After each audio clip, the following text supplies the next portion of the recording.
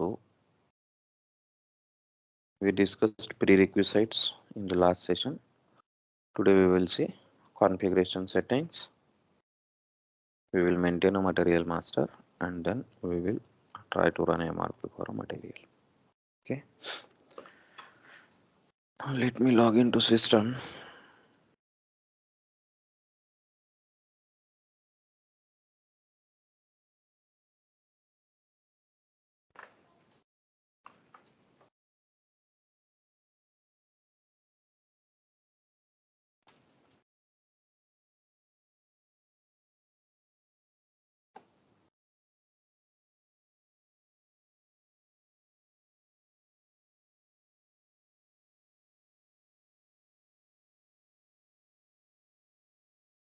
Materials management, consumption based planning, plant parameters. Okay. In master data, we can define MRP areas. Okay. In planning level, last session we saw at what level we want to run the MRP for a plant. So if we do not use any MRP area, like running MRP for separate storage locations, we can run it by default at plant level. Okay, so first we will see at plant level, then we will see how to run it using creating this MRP area. So the planning level that we will use is plant first. Okay, we will go with plant. Then we need to activate MRP and we need to maintain the plant parameters.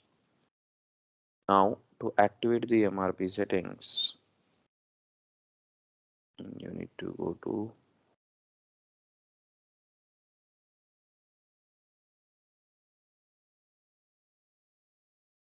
plant parameters, planning, activate material requirements planning. Okay, so under materials management, consumption based planning, under consumption based planning, activate material requirements planning, executed. Here you can see material requirements planning. Go to the plant PA11 and PA12. You can see MRP is already activated here. So we need to select this checkbox. That's it, and save it. Why it is already activated? Because we copied it from another plant and that plant was already activated for MRP. So this setting is copied automatically. So this checkbox, if it is selected, it means MRP is activated for the plant. Okay, save it and go back.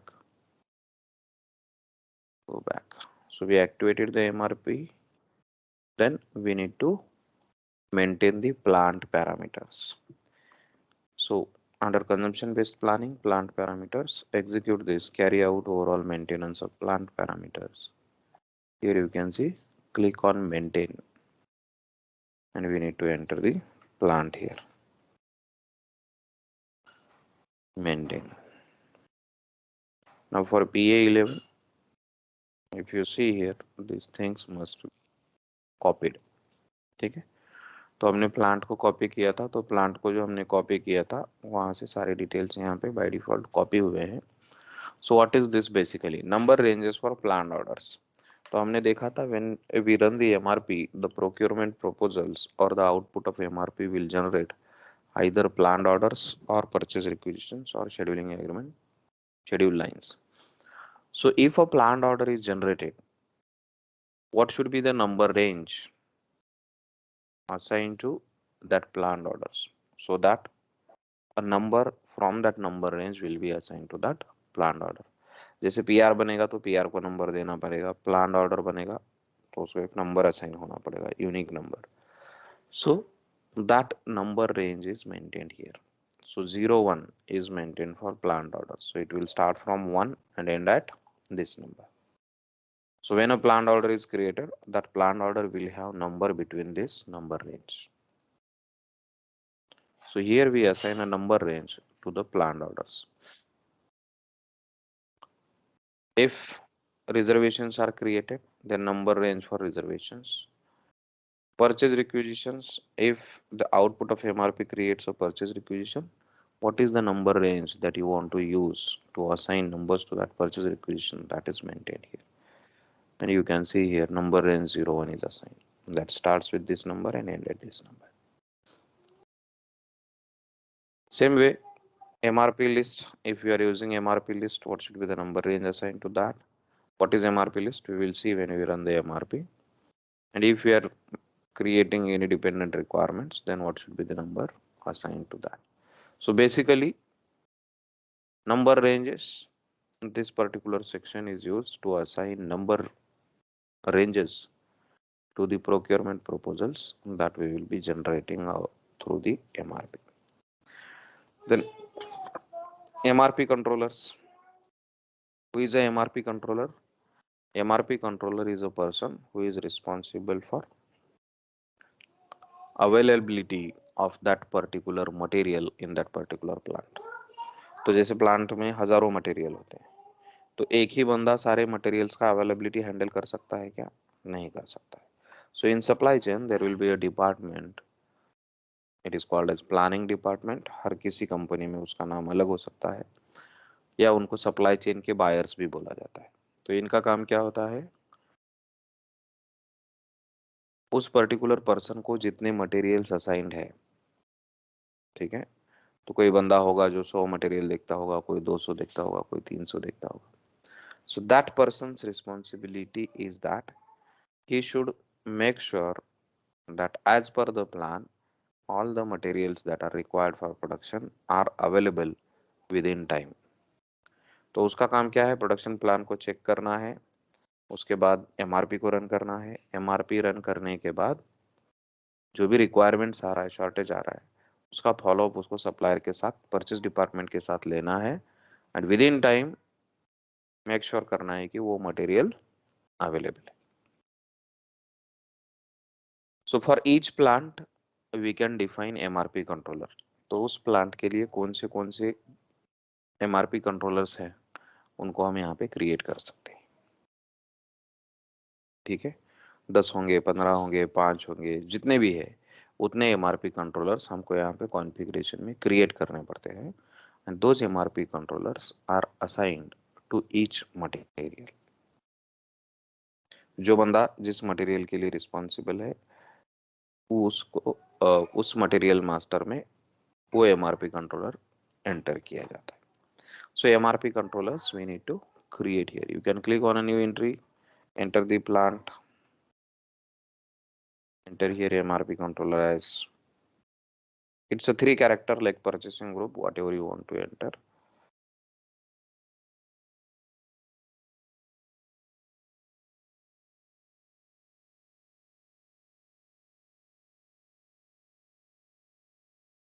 ठीक है,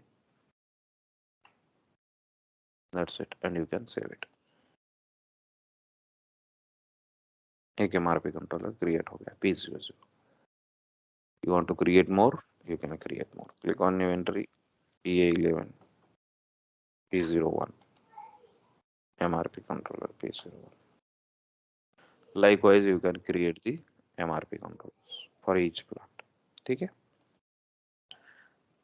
Then special procurement.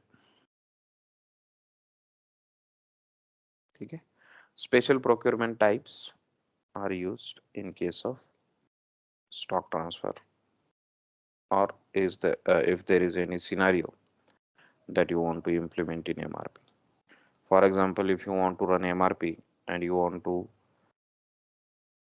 create a stock transfer from another plant to the plant in which you are running MRP, then we may use special procurement type. सब contracting consignment के case में भी हम इसका use कर सकते हैं. We will see when we will see practicals how to use the special procurements. Then other important is conversion of planned order to number of planned orders allowed. So when the MRP is run, system generates the planned orders, right? So this particular setting is given to maintain number of planned orders that can be generated out of MRP. तो अगर एक बार MRP run करते हैं तो maximum कितने plan orders बनने चाहिए। अगर इस नंबर से ज्यादा प्लान ऑर्डर्स बनते हैं तो एमआरपी रन सक्सेसफुल नहीं होता है। ठीक है, दिस इज द लिमिट, इससे कम प्लान ऑर्डर्स होने चाहिए। तो इसको प्रैक्टिकली हम टेस्ट करके देखेंगे। ठीक है, देन एक्सटर्नल प्रोक्योरमेंट। ठीक है, now here you see purchase processing time 5 days. So what is this purchase processing time? So purchase processing time is the time that is taken by purchase department to convert a purchase requisition to a purchase order. Purchase department को जिस दिन PR मिला उस दिन से PO बनाने के लिए उनको कितना टाइम लगता है, and that is maintained in days. So this days means work days. Holidays will not be considered. 5 दिन है तो 5 वर्किंग डेज, उसके बीच में अगर हॉलीडे आता है तो सिस्टम उसको एक्सक्लूड कर देता है। ठीक है, then determining the plan delivery time. तो एमआरपी में जो फॉरवर्ड शेड्यूलिंग होता है तो उसमें plan delivery time, time taken by supplier to deliver the goods, उसको कहाँ से लेना है, उसको इन्फो रिकॉर्ड से लेना है, उसको शेड्यूलिंग एग्रीमेंट से लेना है, उसके लिए चेक बॉक्स है। और अगर अकाउंट असाइनमेंट है in case of non valuated तो अननोन अकाउंट असाइनमेंट हम उसको असाइन कर सकते हैं। Important here is purchase processing time that is maintained in work days. Now planning horizon we will see when we will see planning horizon, rescheduling available stocks. ठीक है, MRP run करने के लिए कौन से टॉक्स को कंसीडर करना है वो यहाँ पे सेटिंग है। Then you have item numbers, जो भी परचेज रिक्विजिशन बनेगा एमआरपी के आउटपुट में उसको जो लाइन आइटम नंबर असाइन करना है, what should be that line item number, that line item number you can specify here. जैसे हमने अब तक जब पीआर बनाया था तो उसमें लाइन आइटम 10 20 लिया था, तो अगर एमआरपी का कोई पीआर बनेगा तो उसका लाइन आइटम नंबर क्या होगा, दिस विल बी फिक्स्ड 99, तो 99 ही ले लेगा। हर एक एमआरपी पीआर का लाइन आइटम नंबर 99 ही होगा। वाई, बिकॉज तो आपको पीआर देख के ही पता चल सकता है कि ये एमआरपी का पीआर है या मैन्युअली क्रिएटेड पीआर है। The other setting is creation indicator in the status tab, तो उसमें भी हमको पता चलेगा कि ये एमआरपी के थ्रू क्रिएटेड है या मैन्युअली क्रिएटेड पीआर है। So these are some of the important settings in the plant parameters, जो अगर मेंटेन्ड है तो हम एमआरपी को रन कर सकते हैं। ठीक है, now once you maintain the plant parameters, next is you need to maintain the material master record and you need to execute the MRP run. Now to maintain the material master record, MM01 is the transaction code using which you can create the material master and you need to maintain the MRP view. आपने material master को create किया but you don't enter the MRP view, that is of no use from MRP perspective. So unless and until you maintain the MRP view of the material master record, MRP cannot be run. Plant level पे MRP activated है, इसका मतलब ये नहीं है कि उस plant में जितने मटेरियल्स है वो सबके लिए एमआरपी रन होगा। प्लांट लेवल पे एमआरपी एक्टिवेट करके हम सिस्टम को ये बता रहे हैं कि इस प्लांट में हम एमआरपी को यूज कर रहे हैं, बट कौन से मटेरियल का एमआरपी रन होना है ये उस मटेरियल पे ही डिपेंड करता है। So we need to maintain material master record for running the MRP. Unless and until we maintain the material master record, MRP view, we cannot run MRP for that material. So material master में MRP data is mandatory if you want to run the MRP.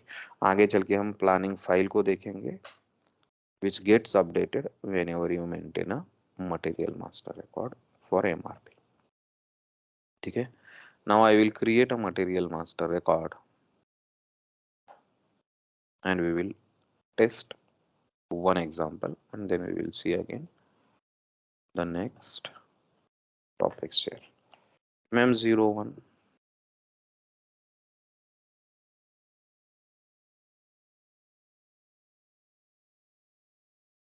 basic data, purchasing data. Now I'll select MRP data and accounting data. For now we will select MRP1 and MRP2. Enter here plant and storage location. If you do not enter storage location, that is also fine. If you enter, that is also fine.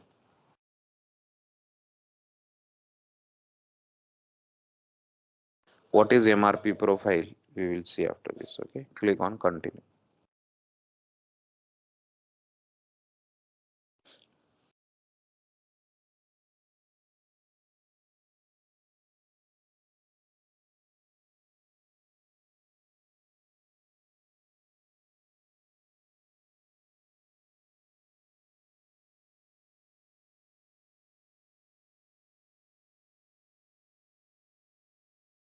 MRP type VB I am taking. VB is consumption based planning.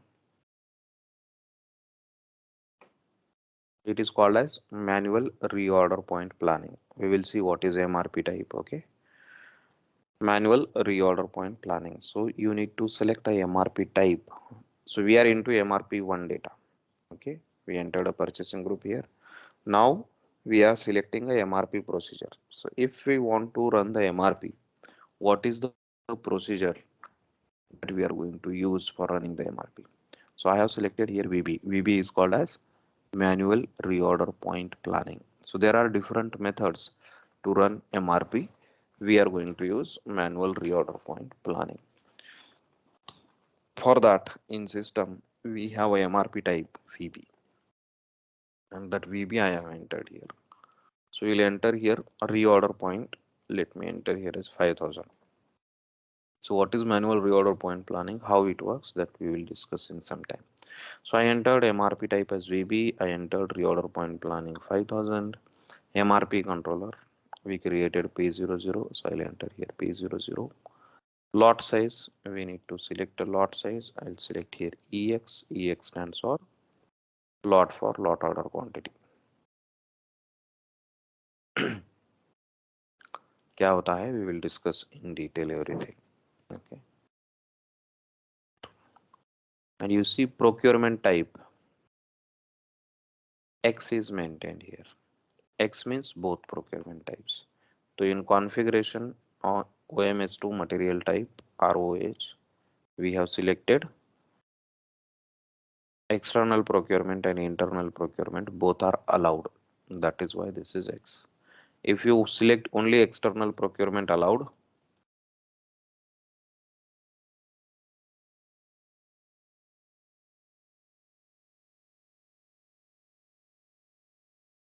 if you select only external procurement allowed, it will update F automatically. If you select in-house production, E will be selected automatically. अब जब configuration में आप वहाँ पे external को allowed करोगे तो यहाँ पे F बाय डिफॉल्ट आएगा जब आप ROH का मटेरियल बनोगे, और अगर वहाँ पे आपने इन हाउस को अलाउ किया तो E यहाँ पे आएगा। दोनों को अलाउ नहीं किया तो no procurement by default material master में आ जाता है। I am going to select here F external procurement. Special procurement होता है तो यहाँ पे हम स्पेशल प्रोक्योरमेंट को एंटर कर सकते हैं। Now since this is external procurement, enter. System asks you planned delivery time, तो सप्लायर डिलीवरी देने में कितना टाइम लगाएगा? This is in number of days including holidays, because this is transportation time. Enter. Here you see one more setting. Enter the valuation class, enter the price, enter. Save it. Display the material master record.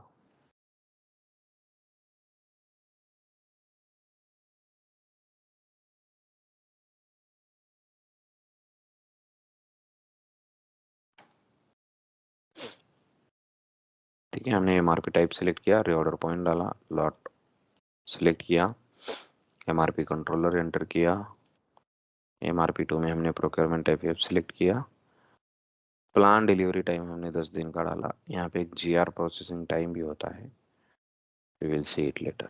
ठीक है, now once you maintain MRP view of the material master record, you can run MRP for this material. Now I'll run MRP for this material. MD03 single item, single level planning. There are 3 transaction codes for running MRP: MD01, MD02, MD03. MD03 is single item, single level.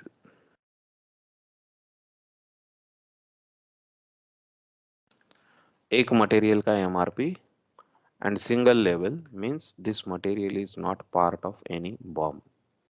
Bill of material का ये material part नहीं है, ऐसे materials को हम MD03 के साथ run कर सकते हैं। तो इसका अकेले का MRP रन होगा, ठीक है। MD02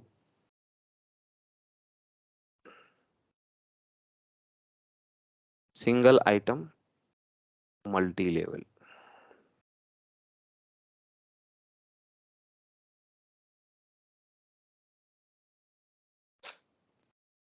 मतलब ये मटेरियल किसी बॉम्ब का पार्ट हो सकता है, ठीक है। तो हम इसको जब MRP रन करेंगे तो इसका MRP रन होगा और इसके अंडर जो कंपोनेंट्स होंगे उसका भी MRP रन होगा, ठीक है। तो एक मटेरियल अगर किसी बॉम्ब का पार्ट है और उसका हमको रन करना है MRP, तो we use this MD02. MD01 is MRP run at plant level.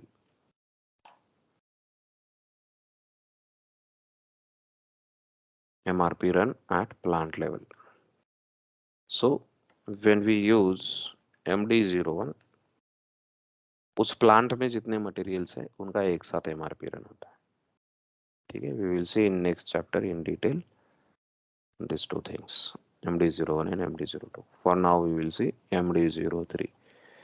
MD03 single item single level planning, because हमको अभी एक मटेरियल का MRP रन करना है। This is the material, okay. Now processing की NETCH is used here. Create purchase requisition, scheduling agreement, delivery schedule lines, create MRP list. These are the input parameters on the MRP screen. इनका मतलब क्या होता है, what is the use of this? This we will see later. Okay. Now enter and enter plant or MRP area. This is the error. So इस material का हमको MRP run करना है, बट कौन से प्लांट में करना है, तो इसको हमको PA11 में करना है। Now enter and you see by default system has selected MRP area as PA11 because अगर हमने MRP एरिया क्रिएट नहीं किया है स्पेसिफिक, तो by default plant is used as a MRP area. तो इस मटेरियल का इस प्लांट में हम MRP रन करने जा रहे हैं। Select this option, display results before they are saved, so that you can see the output on the screen. अगर आपने इसको सिलेक्ट नहीं किया, एंटर किया, तो MRP रन होगा। MRP का आउटपुट हमको अलग से ट्रांजैक्शन में देखना पड़ेगा, इसमें हम नहीं देख सकते। अगर इसको हमने सिलेक्ट किया तो we can see the output of MRP on screen before it is saved. We can display and then we can save it. Okay, so I'm not going to explain these parameters right now. We will run the MRP and we will try to understand the result of MRP. ये क्या होता है, कब क्या use करना है, वो हम नेक्स्ट चैप्टर में देखेंगे. Now you can see here. So इस मटेरियल का इस प्लांट में हमने MRP रन किया विथ MRP टाइप VB. तो जो प्रोसेस हमने यूज किया, प्रोसीजर हमने यूज किया, वो VB है, that is reorder point planning. Now here you can see a date column is there, MRP element column is there. MRP element का data यहाँ पे है, rescheduling date, exception message, receipt or required quantity and available quantity. So हमने MRP को आज run किया 5/10/2023. तो MRP element available stock in system, तो हमने लास्ट सेशन में देखा था सिस्टम क्या करता है, पहले अवेलेबल स्टॉक को चेक करता है, राइट. प्लांट में कितना स्टॉक अवेलेबल है और मेरा रिक्वायरमेंट कितना है, उन दोनों का जो डिफरेंस होगा that is my shortage quantity. So same here, ये मटेरियल को हमने अभी क्रिएट किया है। If we check its stock is 0। There is no stock quantity available for this material. तो अवेलेबल स्टॉक तो इसका अभी सिस्टम में 0 है। तो as on date what is the stock of this material? So available quantity you can see 0। Now 23 10 20 23, on this date a purchase requisition, you can see MRP element as purchase requisition. This is the purchase requisition number and this is the line item of the purchase requisition.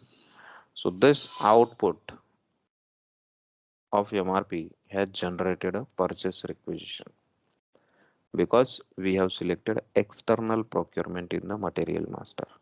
और external procurement के case में हमने देखा था कि या तो plan order बन सकता है या परचेज रिक्विजिशन बन सकता है। तो यहाँ पे क्या हुआ है, परचेज रिक्विजिशन बना है। क्यों बना है वो आगे हम देखेंगे तो आपको समझ में आएगा। ठीक है, तो परचेज रिक्विजिशन बना, उसका लाइन आइटम नंबर ये है। Let me save this. Now let's display this in MD04। So MD04 is stock requirement list. और यहाँ पे आप देख सकते हो ये आउटपुट है MRP का, and this is the PR and this is the line item number. So this PR is created and the quantity of the PR is 5000 quantities. 5000 quantity का PR बना। क्यों बना? Because we have used reorder point planning. Reorder point planning में क्या होता है, material master में हमने एक रीऑर्डर पॉइंट एंटर किया था 5000। इसका मतलब स्टॉक का लेवल अगर 5000 क्वांटिटी से कम है तो MRP में सिस्टम जितने का शॉर्टेज है उतना ऑर्डर करेगा। तो मेरा क्या है, मिनिमम लेवल जो है स्टॉक का वो 5000 होना चाहिए। This is called as reorder point. मतलब अगर 5000 के नीचे मेरा लेवल फॉल होता है तो मैं रिप्लेनिश करता हूं। अभी मेरे पास अवेलेबल स्टॉक क्या है, 0 है। प्लांट में अवेलेबल क्वांटिटी 0 है। तो जैसे ही हम MRP रन करते हैं सिस्टम पहले चेक करता है कि उस मटेरियल का reorder point plan, reorder point क्या मेंटेन है मटेरियल मास्टर में। हमने 5000 मेंटेन किया है। Then system checks the available stock, कितना है, 0 है। तो 0 इज लेस देन 5000। तो स्टॉक क्वांटिटी अगर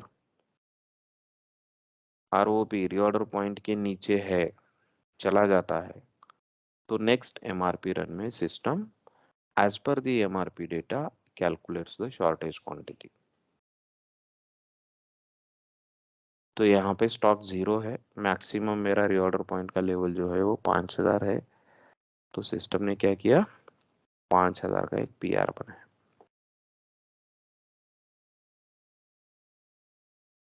क्लियर है? Any doubt, any question?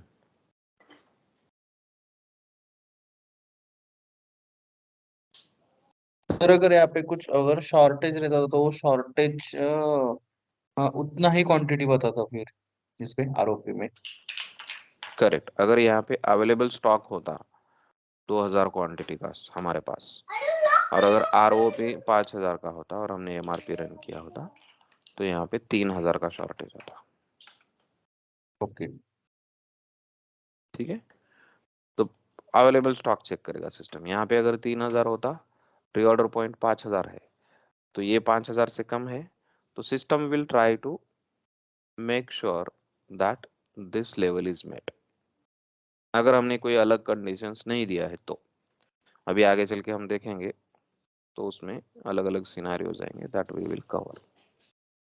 ठीक है, तो अगर ये सिनारियो है तो 2000 का मेरा रिक्वायरमेंट जनरेट होगा। ठीक है, सर आरओपी का क्वांटिटी लेवल वो चेंज कर सकते जैसा कि 5000 मट उसका। करेक्ट। ओके।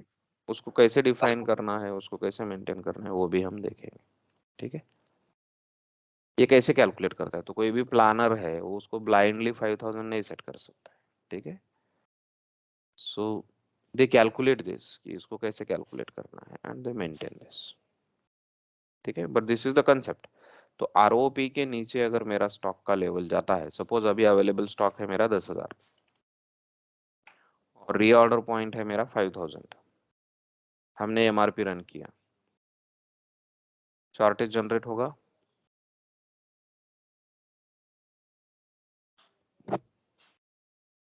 जनरेट होगा क्या शॉर्टेज? नहीं होगा सर। नहीं होगा, because we have 10,000 in stock और मेरा मटेरियल मास्टर में जो लेवल मैंने मेंटेन किया है वो 5,000 है। तो जब भी एमआरपी रन होगा सिस्टम चेक करेगा 5,000 इज लेस देन 10,000, कोई प्रोक्योरमेंट प्रपोजल यहाँ पे नहीं बनेगा because we have sufficient quantity. Now इसमें से प्रोडक्शन को इशू हो गया, 3,000 इशू हो गया पहले दिन, तो कितना बचा? 7,000 बचा। फिर आपने एमआरपी रन किया, शॉर्टेज नहीं आएगा because you have sufficient quantity. फिर दूसरे दिन आपने 3,000 यूज किया, नाउ अवेलेबल स्टॉक कितना हो गया? 4,000 हो गया। Now if you run MRP क्या होगा? यहाँ 1000। पे 5,000 है, यहाँ पे 4,000 है, 1,000 का पीआर बने। ठीक है, this is how this process work. इसको डिटेल में देखते हैं, but this is the concept of reorder point planning, how it works. तो हमने एमआरपी देखा, एमआरपी का आउटपुट आया, सिस्टम ने एक परचेज रिक्विजिशन बनाया। If you display this purchase requisition ME53N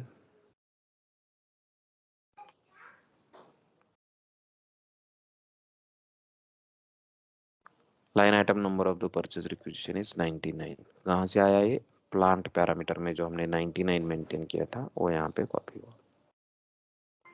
number जो असाइन हुआ परचेज रिक्विजिशन को, वो प्लांट पैरामीटर में जो हमने नंबर रेंज दिया है वहां से असाइन हुआ। ठीक है, 5,000 क्वांटिटी का बना। डिलीवरी डेट कैसे कैलकुलेट होता है?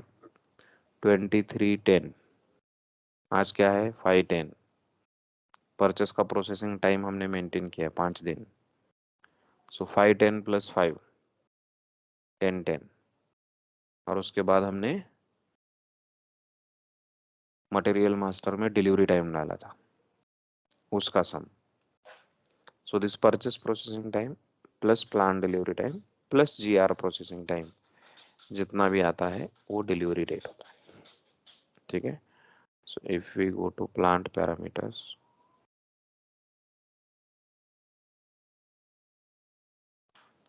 OMI8, OMI8 is the transaction code to maintain the plant parameters। तो यहाँ पे हमने 5 डेज का परचेस प्रोसेसिंग टाइम दिया है। तो आज पीआर बनाया आज का डेट है 5, तो that purchase processing time is in work days. तो आज से 5 वर्क डेज, 1 2 3 4 5 11 तक गया। ठीक है, सैटरडे संडे मैंने एक्सक्लूड किया because Saturday Sundays are holidays. तो 11th को क्या है? पीओ बनेगा, 11 तारीख को पीओ बनेगा। एंड मटेरियल मास्टर में जो प्लान डिलीवरी टाइम है वो 10 दिन का है। तो 11 प्लस 10 कितना हो गया? 21। यहाँ पे कितना दिखा रहा है आउटपुट में? 23 दिखा रहा है। तो 23 को हमारे प्लांट में मटेरियल अवेलेबल होगा। ठीक है, तो हमारा आ रहा है 21, मतलब 2 दिन का कहाँ पे ये हो रहा है। तो आज पीआर बनाया 1 2 3 4 5, 11th को पीओ बना,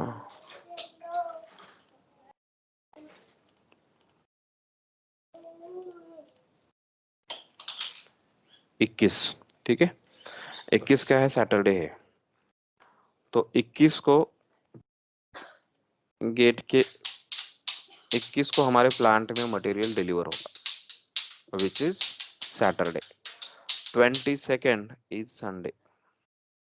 संडे को गुड्स रिसिप्ट नहीं होता है बिकॉज संडे इज हॉलीडे। ठीक है, तो अगर हॉलीडे मेंटेन है तो संडे के दिन प्लांट बंद रहेगा तो गुड्स रिसिप्ट सिस्टम में नहीं होगा। 23 को गुड्स रिसिप्ट होगा और 23 को स्टॉक हमारे सिस्टम में अवेलेबल होगा। दैट इज व्हाई 23 इज में displayed here as the delivery date।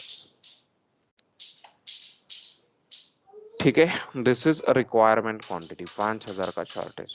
जब इसको हम 2310 को गुड्स रिसिप्ट करेंगे तो स्टॉक में 5000 क्वांटिटी अवेलेबल होगा।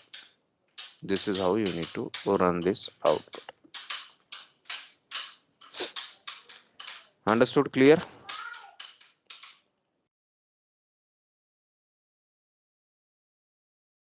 Now we will see MRP profile. कोई क्वेश्चन तो नहीं है ना?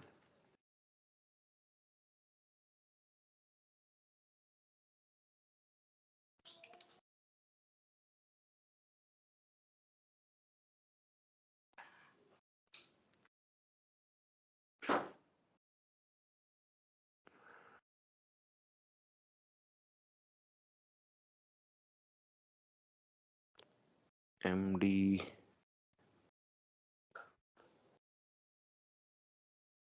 Planning file.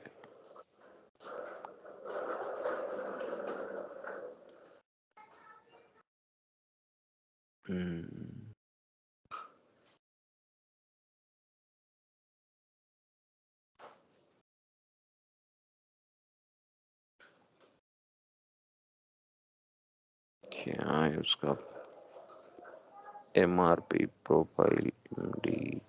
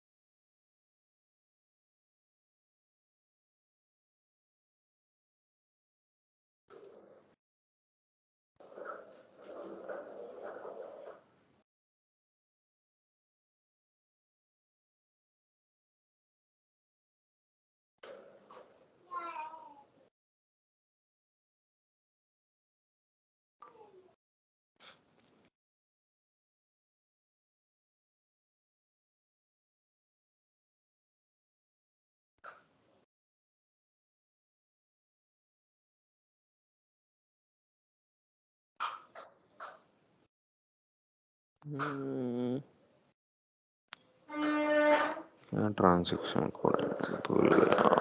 एमडी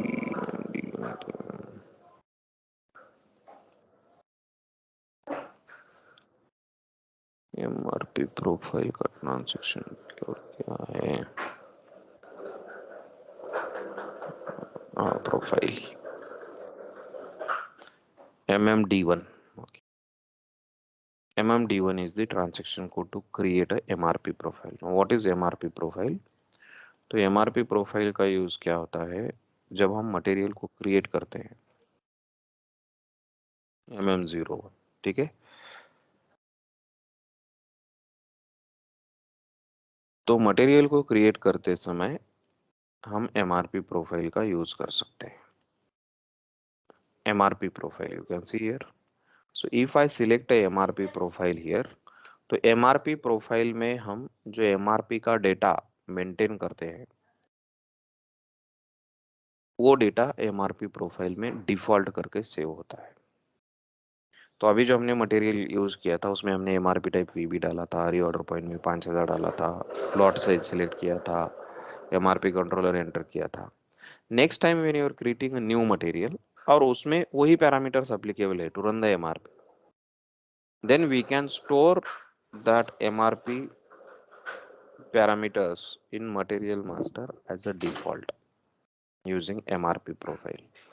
तो उस प्रोफाइल में जो डिफॉल्ट वैल्यूज अपने मेंटेन किए हैं वो ऑटोमेटिकली मटेरियल मास्टर में कॉपी हो जाते हैं and you don't have to maintain the data manually every time you create a new material. For example अगर मैं ये MSC1 को यहाँ पे सिलेक्ट करता हूँ तो इस प्रोफाइल में जो भी डिफॉल्ट सेटिंग्स मेंटेन किए हैं वो एमआरपी डेटा में ऑटोमेटिकली कॉपी हो जाएंगे. You don't have to enter the MRP details, by default copy हो जाए. Now you see MRP type is copied, reorder point is copied, lot size is copied, fixed lot size, MRP controller is copied, procurement type, plan delivery time, safety stock, everything is copied here by default. कहाँ से copy हुआ है? MRP profile MSC1 जो वहाँ पे हमने use किया था. ठीक है. सो MRP प्रोफाइल का अगर आप यूज करते हो तो MRP के जो डिटेल्स हैं, MRP व्यू में जो डेटा मेंटेन है उसको हम डिफॉल्ट सेव कर सकते हैं and we can use MRP profile for updating the MRP data in the material master. तो उसको कैसे क्रिएट किया जाता है? So MMD1 is the transaction code for creating a MRP profile. Now you need to give a name to your MRP profile. For example, if I give here GP1, ठीक है, enter.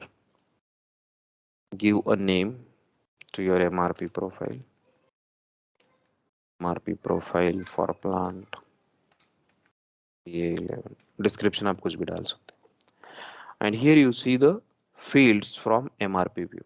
MRP view में यहाँ पे fields है. एक है fixed value option, दूसरा है डिफॉल्ट वैल्यू ऑप्शन. तो आप यहाँ पे सिलेक्ट कर सकते हो कि कौन सी फील्ड्स आपको फिक्स्ड वैल्यू चाहिए, कौन सी फील्ड्स आपको डिफॉल्ट वैल्यू चाहिए. What is difference between fixed value and default value? Fixed value का मतलब है ये वैल्यू आपको डिफॉल्ट करके प्रपोज किया जाएगा मटेरियल मास्टर में, but you can not change it. आपको वहां पे अगर चेंज करना है तो वो चेंज अलाउ नहीं करेगा. डिफॉल्ट वैल्यू मतलब ये आपको डिफॉल्ट वहां पे प्रपोज करेगा. If you want to change it you can change it. ठीक है.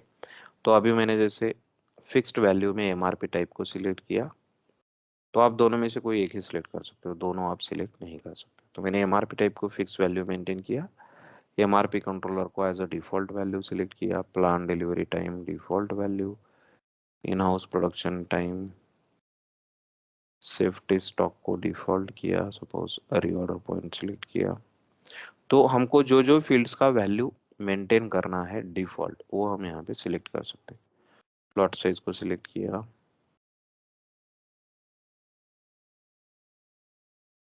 MRP sir every each material को ऐसा सिलेक्ट करना पड़ेगा? नहीं नहीं, ये प्रोफाइल में आपने एक बार सिलेक्ट किया तो जितने मटेरियल में आपको ये मेंटेन करना है वहां पे सिर्फ आपको ये प्रोफाइल का यूज करना है AGP1. ओके. तो अभी हम एक प्रोफाइल क्रिएट कर रहे हैं. सपोज 10 मटेरियल के लिए मेरे पैरामीटर सेम है, तो उस 10 मटेरियल को मेंटेन करते समय मैं ये प्रोफाइल यूज करूंगा.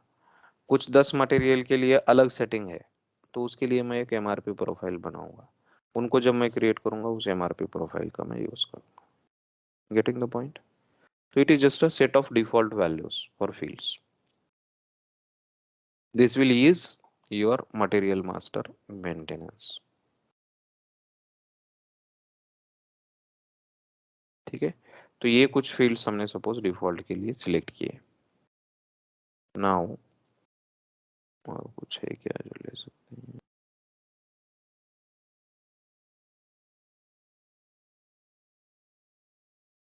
ठीक है.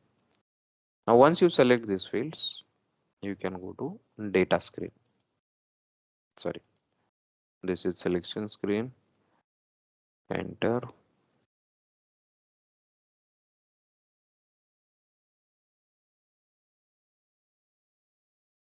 Save it. Okay. Data screen 2 पे आए और हमने यहाँ पे सेव पे क्लिक किया. So we need to maintain the data here first. Unless we maintain the data, we cannot save it. तो जो फील्ड्स हमने सिलेक्ट किए वो फील्ड्स अभी हमको यहाँ पे डिस्प्ले हो रहे हैं. तो इसके लिए जो डिफॉल्ट वैल्यू हमको मेंटेन करना है वो हम यहाँ पे सिलेक्ट कर सकते हैं. तो एमआरपी टाइप जैसे हमने वीबी का यूज किया था, वीबी सिलेक्ट किया मैंने. MRP controller P00, plan delivery time 15 days का मैंने डिफॉल्ट डाला. सेफ्टी स्टॉक अगर मुझे मेंटेन करना है तो मैंने 500 डाला. रीऑर्डर पॉइंट 5000 डाला. and lot size ex. Enter, and the profile is saved. Display this profile AGP1, and you can see we have selected this field to maintain default in material master data MRP data. This is selected as a fixed value. These fields are selected as default values. Values क्या है आप data screen में जाके देख सकते हो यहाँ पे, ठीक है। ये वैल्यूज हमने डिफॉल्ट इसमें मेंटेन किया है। Now when you sir create इसके द बाद में मटेरियल, एडिट भी कर सकते हैं ना सर? चेंज कर सकते हैं इसको MMD2 में, ठीक है। अभी इसको हम मटेरियल मास्टर में यूज करेंगे। MM01 basic data, purchasing data, MRP data, select accounting data. Now here you just need to select the profile AGP1, continue. This MRP profile,